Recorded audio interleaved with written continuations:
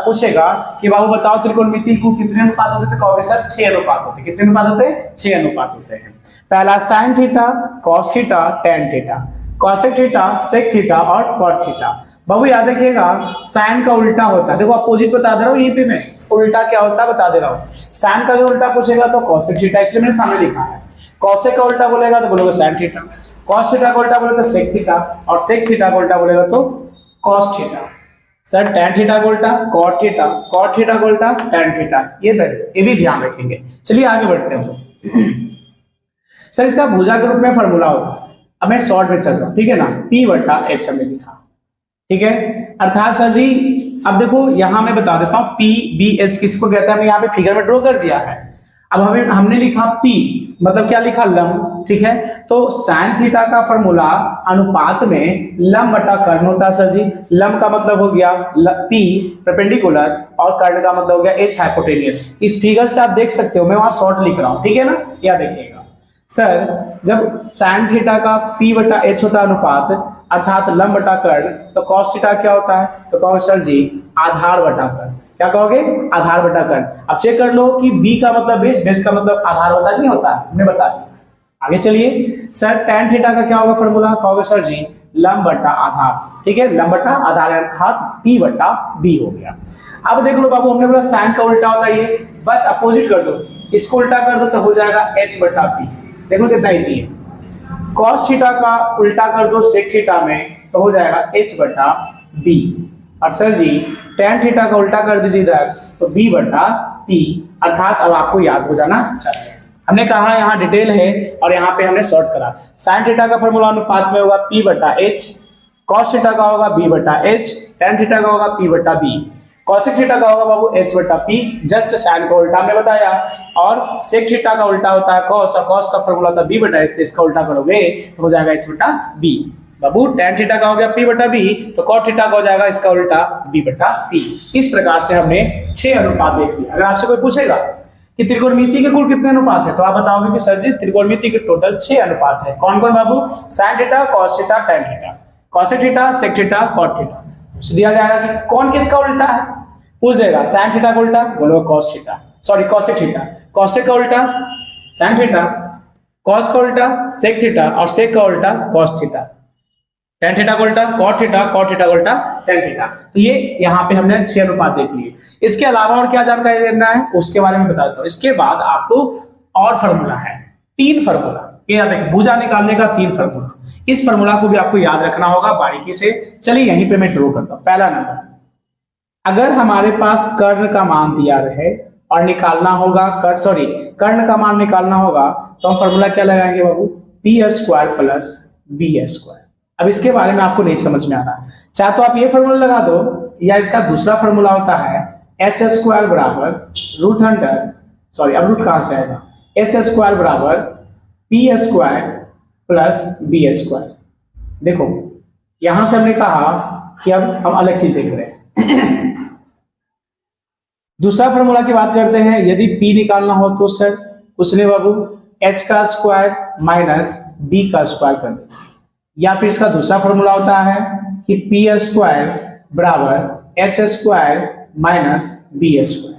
Sir जी तीसरा formula last होगा कि यदि हमको B निकालना होगा तो क्या करेंगे, root under H² minus P², या फिर अगला फॉर्मूला बाबू B² बराबर H² माइनस P²। देख लीजिए यहां से सूत्र स्टार्ट हो गया आपका। हमने कहा कि यदि आपके फॉर्मूला में, यदि आपके प्रश्न में 2 को भुजा का मान दिया रहे और एक भुजा का मान निकालना हो तो ये 3 फॉर्मूला याद रखेगा।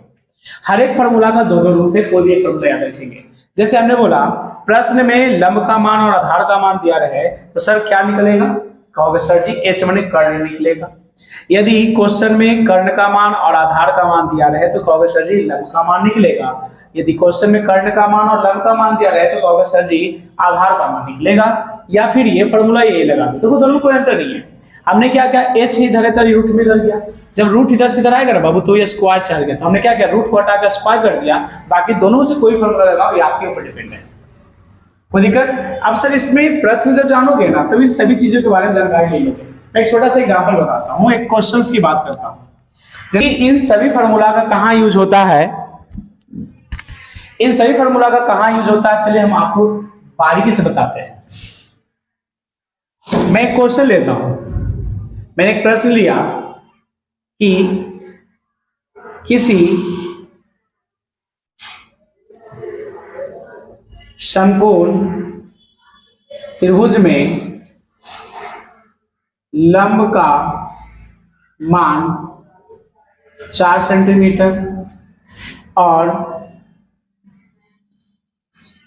आधार का मान 3 सेंटीमीटर है, तो कर्ण का मान ज्ञात करें। देख लीजिए ये क्वेश्चन है, ठीक है ना, कि किसी समकोण त्रिभुज में लंब का मान 4 सेंटीमीटर हो, आधार का मान 3 सेंटीमीटर हो, तो मान ज्ञात करना किसका, कर्ण का। कुछ नहीं करना, पहले हल करोगे आप लोग, एक फिगर ड्रॉ कर लो बाबू।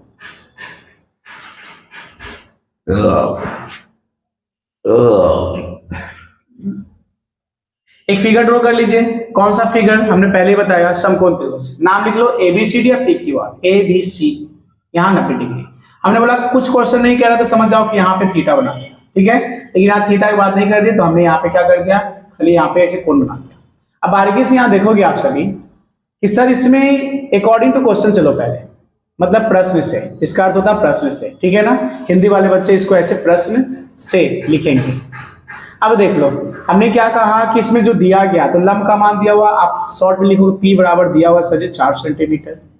सर हमारे पास B बराबर दिया हुआ 3 सेंटीमीटर, लेकिन H बराबर कहोगे सर जी व्हाट, ए निकालना।